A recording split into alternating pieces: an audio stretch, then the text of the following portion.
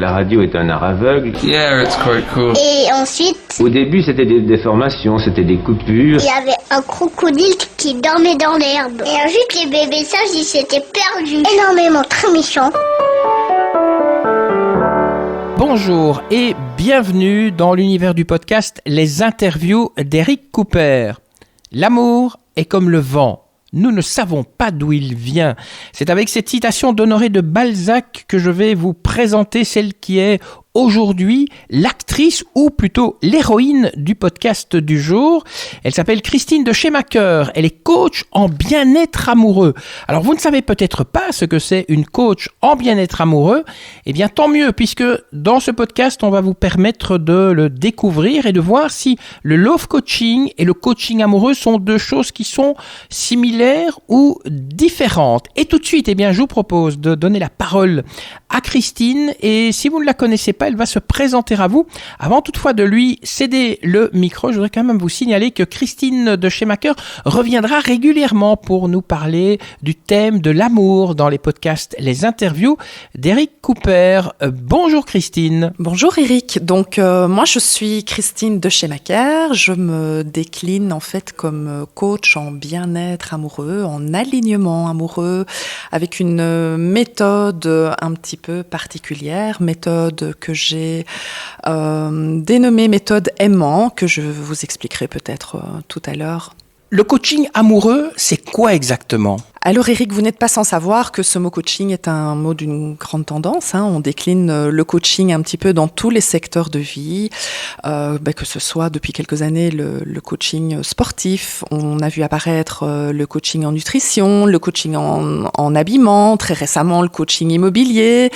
Et puis évidemment, le secteur de l'amour maintenant se fait également envahir par des coachs en amour ou love coach. Voilà. Donc l'offre se propage à l'instar donc de toutes les autres tendances du mot coaching. On peut vous dire, vous êtes une coach ou pas ? Tout à fait, c'est du coaching puisque ça reste basé en fait sur la même méthodologie que le coaching au sens général, c'est-à-dire un accompagnement d'une personne qui vient nous solliciter avec une thématique, une problématique.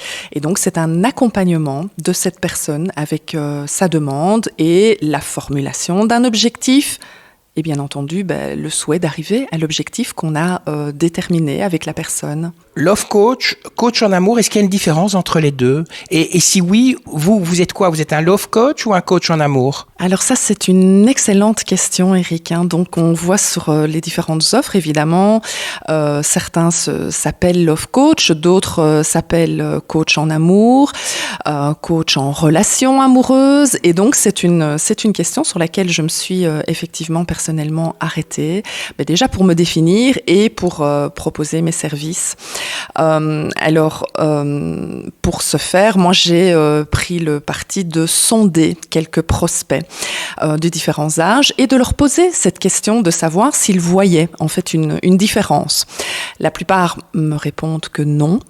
Pour eux, un love coach, un coach en amour, ça représente la même chose. Et puis, à mon grand étonnement, certains y voient effectivement une différence en me précisant que pour eux, le love coaching est peut-être plus un service qui propose des techniques de séduction et probablement un service de présentation de partenaires potentiels, alors que pour les mêmes personnes, le coaching amoureux serait alors plutôt un service qui prend en compte la relation existante ou la relation à venir. Ça reste une minorité. Pour la plupart des gens, il n'y a pas de différence et on est donc clairement simplement dans un clivage terminologique. Moi, je pense que l'important, c'est justement de dépasser ce clivage terminologique et de bien comprendre que ce soit un love coach, que ce soit un coach en amour, la démarche est complètement différente que, par exemple, dans une agence de rencontre, ce qu'on appelait précédemment les agences matrimoniales, puisqu'en fait, un love coaching ou un coaching en amour, il n'y a pas de présentation de partenaire. Ça, c'est vraiment ce qui est fondamental à retenir. Est-ce que c'est difficile de rencontrer l'autre ? Parce qu'à vous écouter, on a un peu l'impression que c'est vraiment un chemin de croix quasiment. Oh, je dirais pas que c'est un chemin de croix. Je pense que c'est pas difficile de rencontrer l'autre. Je pense qu'on est dans une société où tout est mis en place pour justement favoriser les rencontres. Voilà, on voit clairement tous les sites de rencontres qui pilulent sur la toile. On a la possibilité de se rencontrer à travers des réseaux sociaux, à travers son réseau social personnel, dans la vie professionnelle.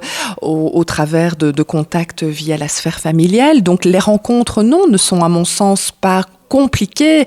Je pense que ce qui est compliqué, c'est vraiment d'arriver à cibler la bonne personne pour soi. Et donc ça, pour arriver à cibler et à attirer la personne qui nous convient, l'important, c'est d'abord d'être en accord avec soi-même et d'être en accord avec ce qu'on souhaite comme relation amoureuse. Et c'est ça, me semble-t-il, la difficulté aujourd'hui. Mais dans le fond, pourquoi doit-on faire appel à vous? Parce que si on va sur Internet, il y a plein de sites où on peut s'inscrire.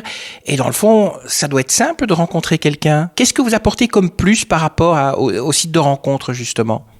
Alors effectivement, les sites internet nous donnent l'illusion qu'en un clic, on va vivre une belle histoire d'amour, on va rencontrer son âme sœur. Alors j'imagine bien que ça marche pour certains et c'est tant mieux. Maintenant, je pense que l'apport très clairement d'un coaching amoureux, d'un love coaching, c'est tout le travail sur soi. Moi, je pars du principe que le travail de base, c'est la découverte ou la redécouverte de soi. C'est vraiment l'introspection de la personne, voir avec elle ses dons, ses envies, ce qu'elle attend, se redécouvrir et aussi tout le travail, ne l'oublions pas, pour permettre de dépasser une rupture amoureuse. Parce que combien de personnes se mettent sur les sites, par exemple, en n'ayant pas fait le deuil de leur relation. Ça, c'est déjà un premier frein pour une éventuelle nouvelle relation, puisque quand on n'a pas fait le deuil, comment voulez-vous vous investir dans une nouvelle relation avec un nouveau partenaire si vous n'avez déjà pas réglé vos casseroles du passé. Et donc, c'est tout un travail qu'on peut faire lors d'un coaching amoureux, d'un love coaching. C'est tout ce travail préalable. J'ai envie de dire que pour moi, en tout cas, c'est la méthodologie que moi, je propose. C'est vraiment tout ce travail en amont de renettoyage par rapport à un passé, de découverte de soi, de compréhension de toute une série de choses, de mécanismes qu'on met soi-même en place dans les relations amoureuses. Et quand on est au clair avec tout ça, on se donne beaucoup plus de chances pour rencontrer la personne qui nous convient. Qui sont les personnes qui viennent chez vous? Des personnes jeunes, âgées, plus d'hommes que de femmes? Alors étrangement, quand je me suis lancée dans cette activité, j'avais comme croyance que j'allais avoir pas mal de dames d'une quarantaine d'années. Mais c'était ma croyance, puisque dans un premier temps, j'ai eu étrangement plusieurs hommes. Ce qui m'a fort surpris, mais voilà. Bon, donc j'ai envie de dire qu'il n'y a pas de profil type. C'est aussi bien des hommes que des femmes. Là, pour l'instant, j'ai plus de dames. Au niveau des tranches d'âge, là encore, c'est compliqué à définir.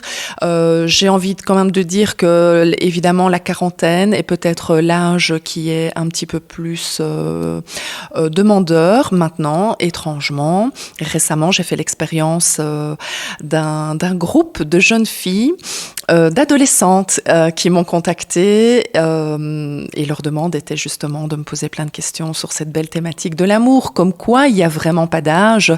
Et justement, j'ai trouvé ça une très très belle expérience et un beau cadeau pour ces jeunes filles en groupe, une bande de copines qui se questionnaient, ça partait un petit peu sur tous les thèmes et évidemment, vous l'imaginez bien, sur le thème de l'estime de soi. À cet âge-là, c'est évidemment la question centrale. Donc, il n'y a pas vraiment de profil type. Je pense qu'à tout âge, on est tout à fait susceptible de faire appel à un love coach, un coach en amour.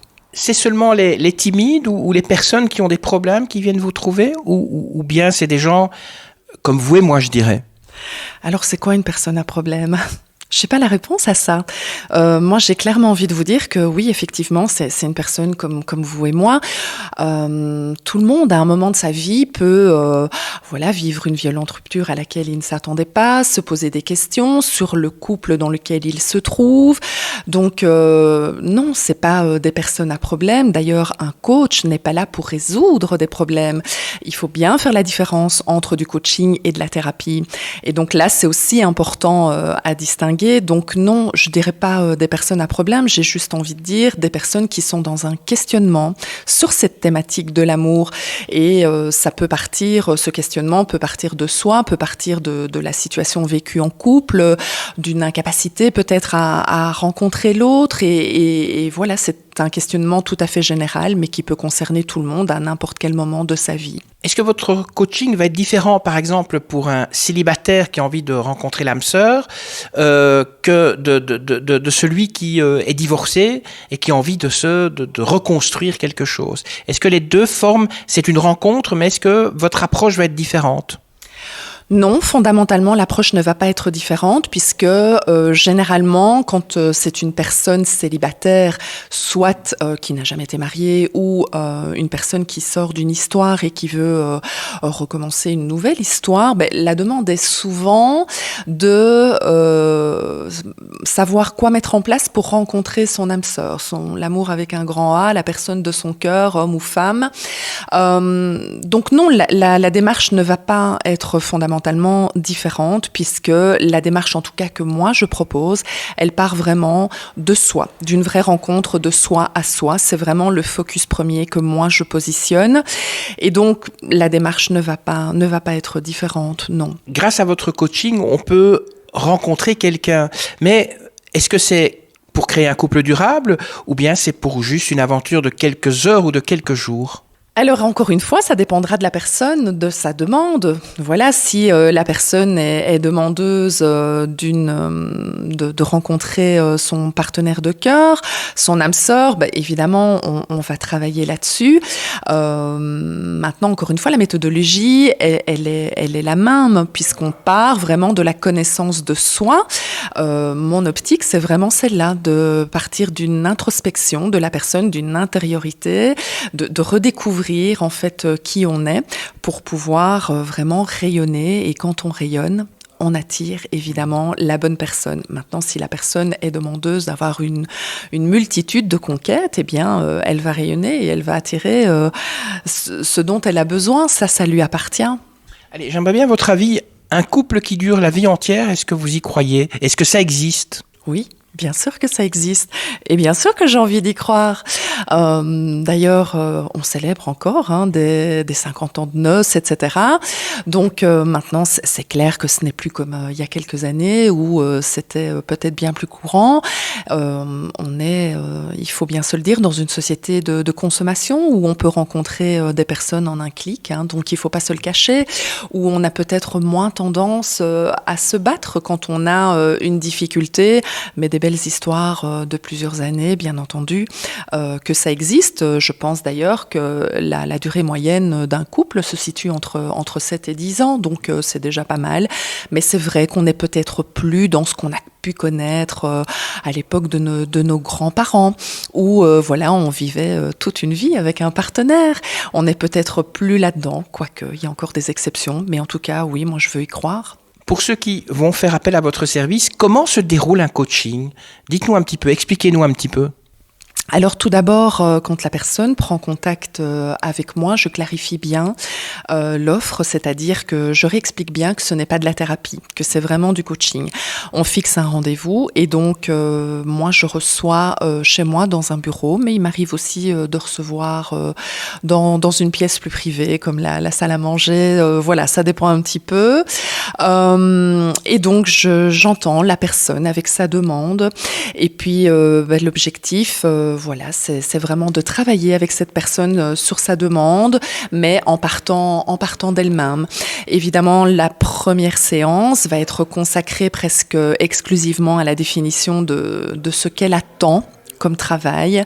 Moi, ce que j'aime beaucoup aussi, c'est de permettre à la personne de réfléchir entre les séances, en lui donnant peut-être des petits devoirs, entre guillemets, pour lui permettre au calme chez elle de continuer le travail d'introspection. Et ça nous permet de rebondir à la séance suivante.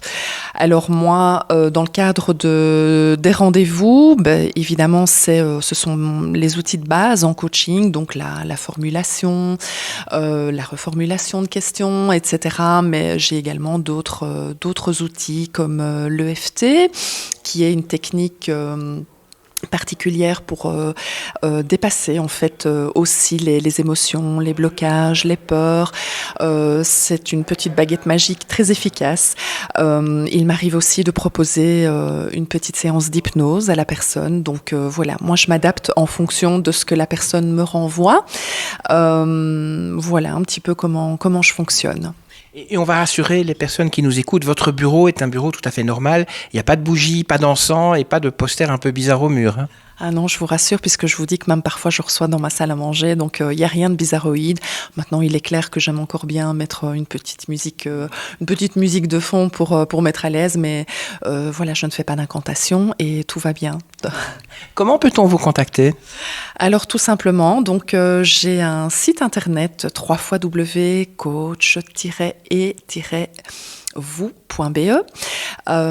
Sur ce site, il y a toutes les coordonnées. J'ai également une page Facebook, Coachez-vous, et une page Instagram, christineds.be. Est-ce qu'il est possible aussi par Zoom, par exemple, ou par écran interposé de venir profiter de vos services ? Tout à fait, Eric, vous savez bien que la situation particulière dans laquelle nous sommes, évidemment, nous empêche parfois de pouvoir recevoir, quoique nous, pour l'instant, on peut recevoir une personne à partir du moment où c'est une personne avec distanciation et précautions, évidemment, sanitaires. Mais il faut savoir que moi, j'ai parfois des demandes de personnes qui sont en France, en Suisse. Voilà, donc évidemment, logiquement, le coaching peut également se faire par visioconférence, en toute confidentialité, évidemment. Ça, c'est important aussi de préciser. Merci Christine de Schemacher. Je rappelle, vous êtes coach en bien-être amoureux et grâce à vous, la terre entière sait maintenant ce que c'est une coach en bien-être amoureux. Vous qui nous écoutez, si vous souhaitez peut-être contacter Christine, si vous avez des questions, vous n'hésitez pas à aller sur son site www.coach-et-vous.be. Vous les auditeurs, n'oubliez pas, si vous avez aimé ce podcast, de le partager avec tous vos amis, de me laisser peut-être un commentaire si vous avez apprécié le podcast, et puis n'oubliez pas de vous abonner également. Comme ça, vous serez tenu informé de la publication avant tout le monde des interviews d'Eric Cooper. Et je rappelle, Christine reviendra régulièrement dans les interviews d'Eric Cooper pour vous faire des podcasts sur le thème de l'amour. Et croyez-moi, tout comme aujourd'hui, vous allez apprendre plein de choses. Allez, sur ce, je vous laisse. Que la force soit avec vous et à très bientôt. Ça y est, c'est fini.